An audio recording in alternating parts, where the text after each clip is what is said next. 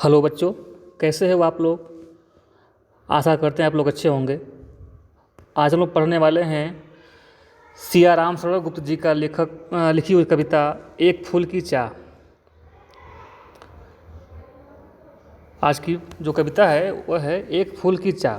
ठीक है, आइए थोड़ा समझते हैं इनके बारे में। जो है इनका जो जीवन काल रहा बच्चों, वो 1895 से लेकर 1963 तक रहा। जो है ठीक है, इनका जन्म झांसी के निकट चीर गांव में सन 1895 में हुआ था। राष्ट्रकवि मैथिली शरण गुप्त इनके बड़े भाई थे। गुप्त जी के पिता भी कविताएं लिखते थे। इस कारण परिवार में ही इन्हें कविता के संस्कार स्वतः प्राप्त हुए। गुप्त जी महात्मा गांधी और विनोबा भावे के विचारों के अनुयायी थे। इसका संकेत इनकी रचनाओं में भी मिलता है। गुप्त जी की रचनाओं यानी कि इनकी रचनाएं जो है, इनकी रचनाओं का प्रमुख गुण था कथात्मक। इन्होंने सामाजिक कुरीतियों पर कराटी चोट की है। देश की ज्वलंत घटनाओं और समस्याओं को जीवंत चित्र इन्होंने प्रस्तुत किया। इनके काव्य की पृष्ठभूमि अतीत हो या वर्तमान, उनमें आधुनिक मानवता की करुणा, यातना और द्वंद्व समन्वित रूप से उभरा है।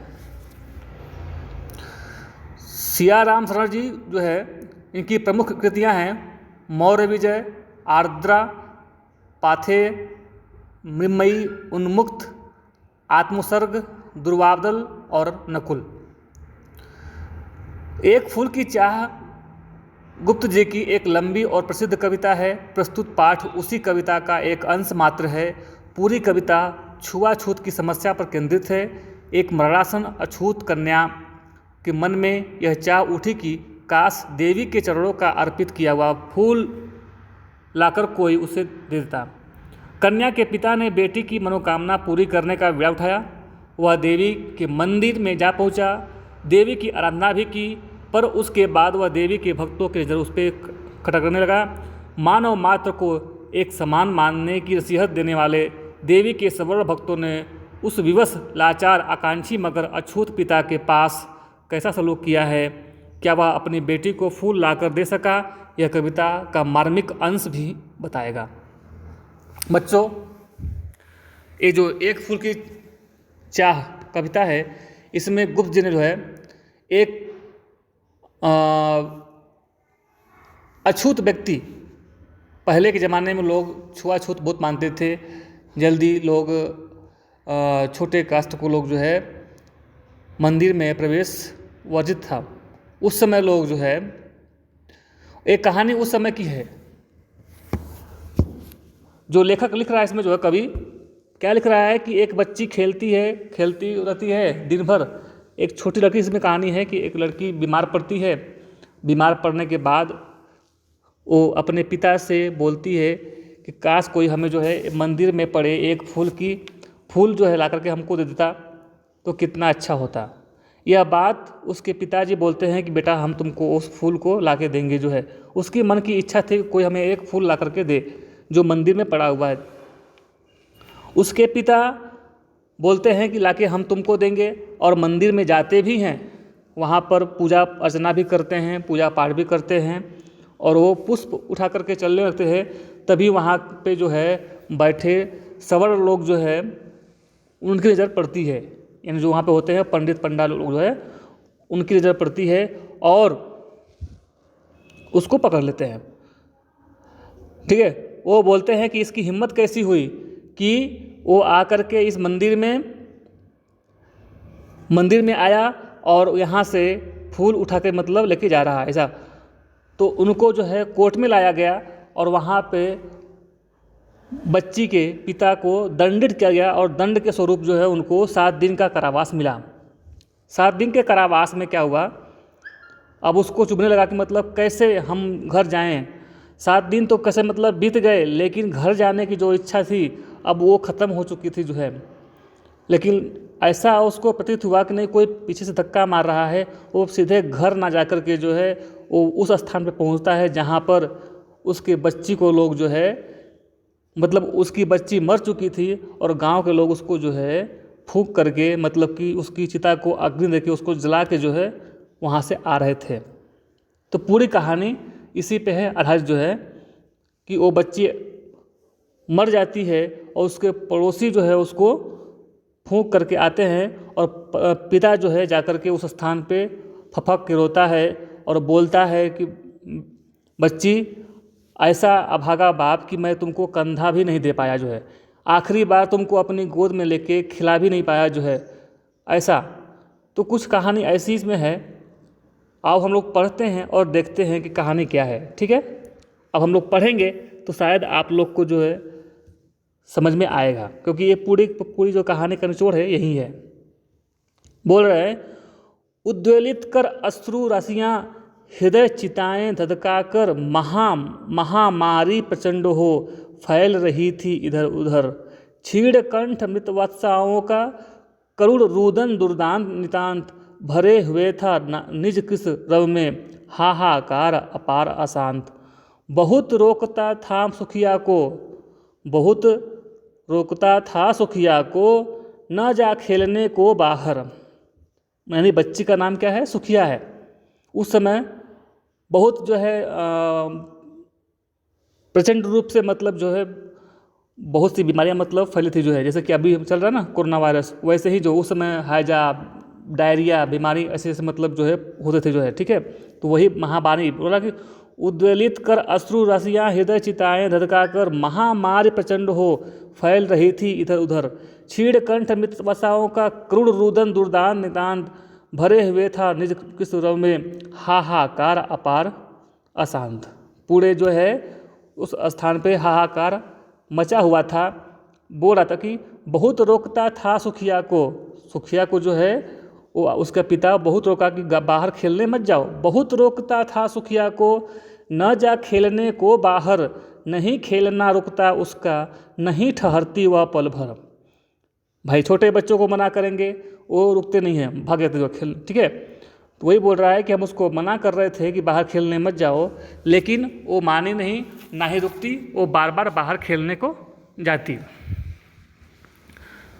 नहीं ठहरती वह पल भर मेरा हृदय कांप उठता था बाहर गई निहार उसे, यही मानता था कि बचा लूँ किसी भांति इस बार उसे। यानी उसके पिता के मन में यही था डर बार बार जो है कि बाहर गई है खेलने के लिए, कहीं उसको कुछ हो न जाए, जो महामारी फैली है उसको लग न जाए, और यही सोचता कि अगर लग गया तो कैसे उसको मैं बचा लूँ।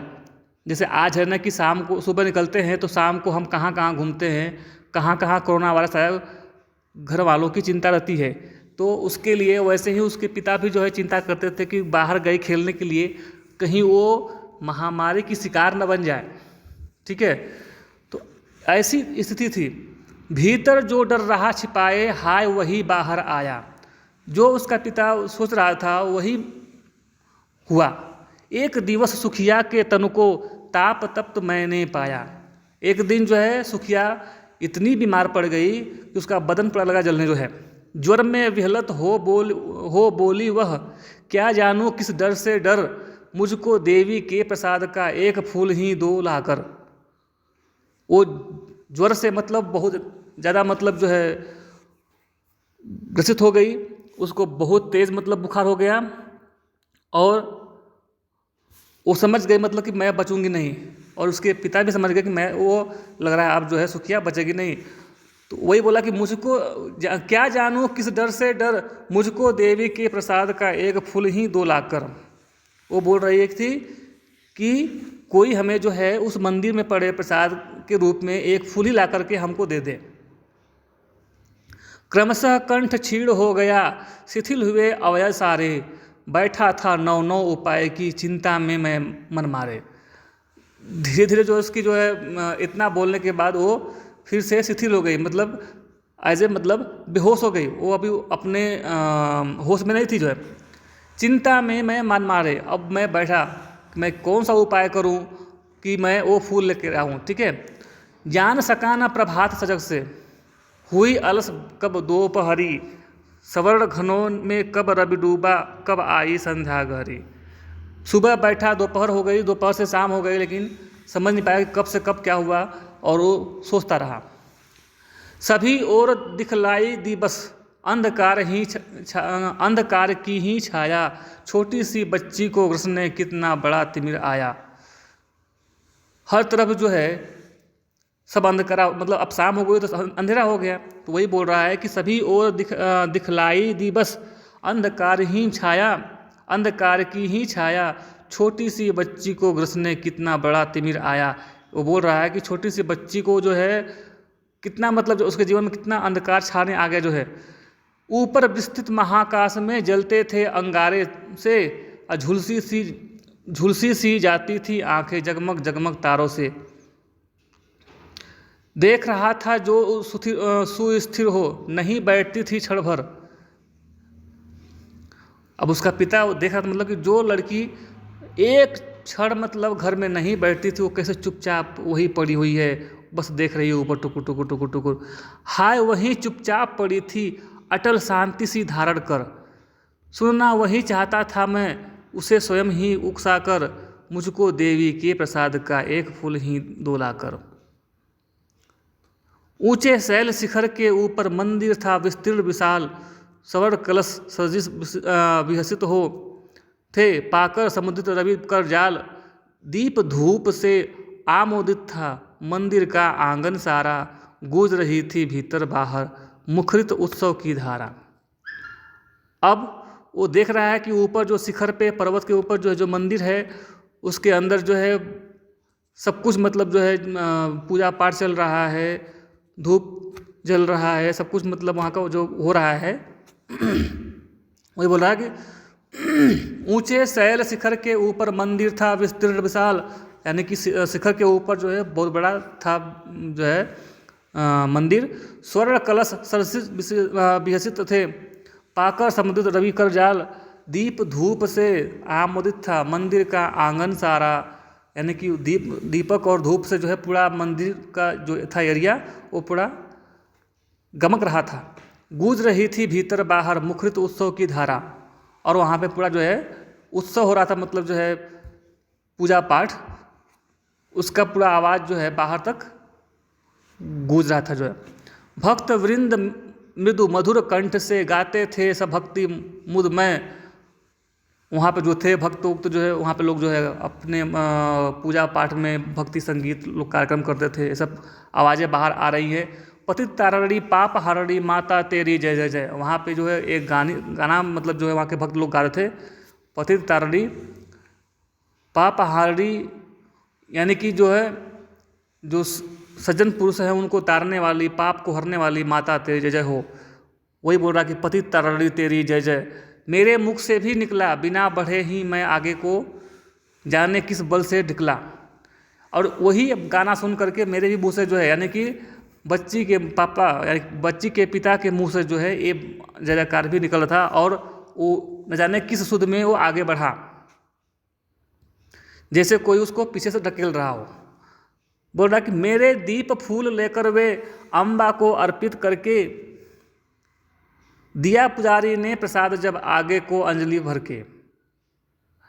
मैंने दीपक फूल माला जो है लेकर के गया मंदिर में, मतलब वो बच्ची के पिताजी लेकर गए, और उस जो वहाँ पे थे पंडित उनको दिया, और प्रसाद के रूप में जो है उनको वो जो वहाँ के थे पंडित पुजारी जो है उसको अंजलि में प्रसाद दिया। लेकिन भूल गया उसका लेना झट, लेकिन झट से वो भूल गया। परम लाभ सा पाकर मैं सोचा बेटी को माँ के ये पुण्य पुष्प दूं जाकर मैं। फिर सिंह और पौर तक भी आंगन से नहीं पहुँचने मैं पाया, यानी कि वहाँ पे जो मंदिर का आंगन था उससे भी मैं बाहर निकल नहीं पाया जो है। सहसा यह सुन पड़ा कि कैसे यह अछूत भीतर आया। जैसे हम प्रसाद लेने के लिए आगे बढ़ा, प्रसाद लेकर के जो है जब आगे बढ़ा, लेकिन मैं आंगन क्रॉस नहीं कर पाया, तब से जो है वहाँ से एक अचानक आवाज़ आई कि कैसे यह अछूत भीतर आया, कैसे यह व्यक्ति अंदर आया जो है। पकड़ो देखो भाग न जावे बना धूर्त यह कैसे, यह है कैसा। यानी कि अब वहाँ पे जो थे लोग बैठे बड़े लोग जो है सीधे बोल दे कि ये अछूत अंदर कैसे आया, इसको पकड़ो जो है, भाग ना पाए। ठीक है, साफ स्वच्छ परिधान किए हैं भले मनुष्य को जैसा, यानी कि कपड़े तो साफ सुथरा किया हुआ है जो है, जैसे मतलब कोई भले मनुष्य हो, लेकिन पापी ने मंदिर में घुसकर किया अनर्थ बड़ा भारी, और कलुषित कर दी है मंदिर की चिरकालिका शुचिता सारी। यानी कि इस पापी ने मंदिर में घुस करके जो है बहुत बड़ा अनर्थ किया है, सब कुछ अशुद्ध कर दिया। ऐ क्या मेरा कलुष बड़ा है, देवी की गरिमा से भी किसी बात में हूँ मैं आगे, माता की महिमा के भी। माँ के भक्त हुए तुम कैसे, वो बोल रहा है वहाँ पे व्यक्ति जो है कि कैसे मैंने यहाँ पे अनर्थ किया, कैसे मैं पापी मतलब जो है मैंने कौन सा गरिमा कम कर दिया देवी का जो है। तो यहाँ लोग बोल रहे हैं वहाँ के, माँ के भक्त हुए तुम कैसे, वहाँ के लोग बोल रहे हैं तुम कैसे माँ के भक्त हुए, करके यह विचार खोटा, यह तुम गलत जो है बात विचार कैसे किया, तुम कैसे हुए जो है माँ के भक्त जो है। माँ के सम्मुख ही माँ का तुम गौरव करते हो छोटा, कुछ न सुना भक्तों ने झट से।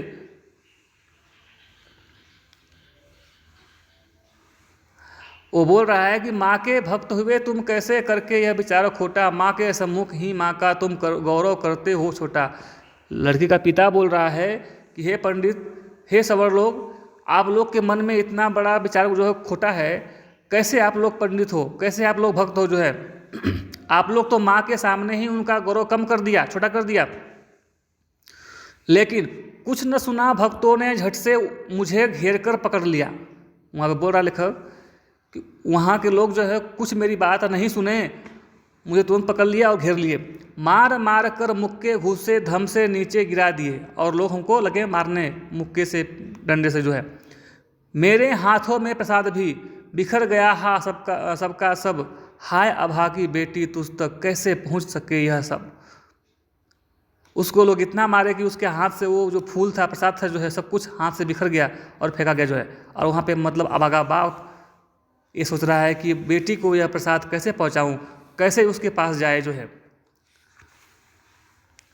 न्यायालय ले गए मुझे वे, 7 दिवस का दंड विधान, मुझको हुआ था मुझसे देवी का महान अपमान।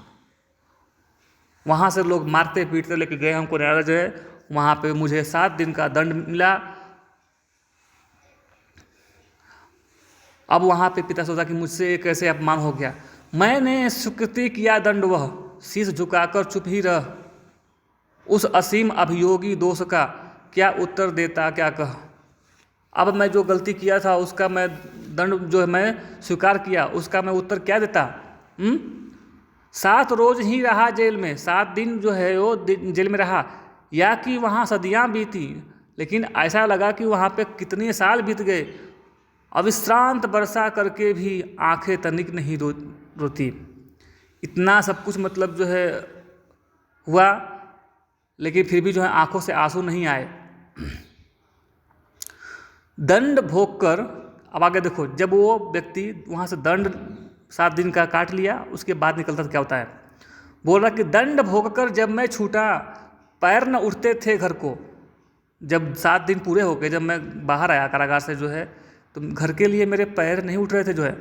पीछे ठेल रहा था कोई भय जर्जर तनु पंजर को,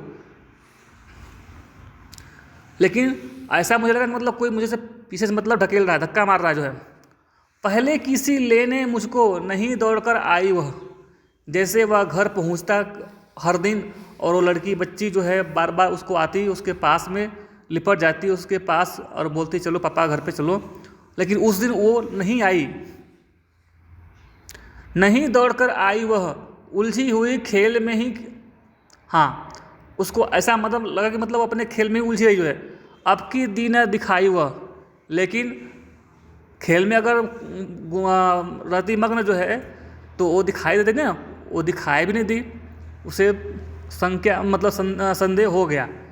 उसे देखने मरघट को ही क्या गया दौड़ता हुआ वह वहाँ। उसको देखने के लिए वो सीधे कहाँ पहुँचा, शमशान घाट, मरघट घाट जो है, ठीक है। मेरे परिचित बंधु प्रथम ही फूंक चुके थे उसे वहाँ, जहाँ वो वहाँ पहुँचा भागते हुए जहाँ पे उसके पहले भाई मतलब जो है उसको फूंक चुके थे। बुझी पड़ी थी चिता वहाँ पर, छाती धधक उठी मेरी, हाय फूल सी कोमल बच्ची हुई राख की थी ढेरी। वहाँ पे वो पिता जो है दहाड़े मार के लगा रोने जो है, और यही बोलता कि मेरी फूल सी बच्ची कैसे राख बन गई जो है, एक इच्छा थी फूल की वो भी पूरा नहीं हो पाई जो है। आगे बोल रहा है लास्ट लाइन कभी, अंतिम बार गोद में बेटी तुझको ले न सका मैं, हाँ एक फूल माँ का प्रसाद भी तुझको दे न सका मैं, हाँ। और यही बातें बोल रहा कि हे बेटी, मैं तुमको आखिरी वक्त में भी अपने गोद में नहीं ले सकी और ना ही मैं तुमको प्रसाद के रूपी जो है एक फूल भी तुमको मैं दे सका। और दहाड़े मार के वहीं पे रोने लगा। तो बच्चों ये थी पूरी कविता जो है, समझ गए आप लोग? इसको देखो, पढ़ो, अगर आपको समझ में नहीं आता तो फिर आप लोग बताओ, हम लोग इस पर बात करेंगे, बताएंगे, ठीक है? तो चलिए आज का वीडियो हम यहीं पे ख़त्म करते हैं और आपको ये पूरे नोट्स आपको मिल जाएंगे, आप नोट कर लेना, ठीक है? तो फिर मिलते हैं नेक्स्ट वीडियो में, तब तक के लिए धन्यवाद, थैंक यू।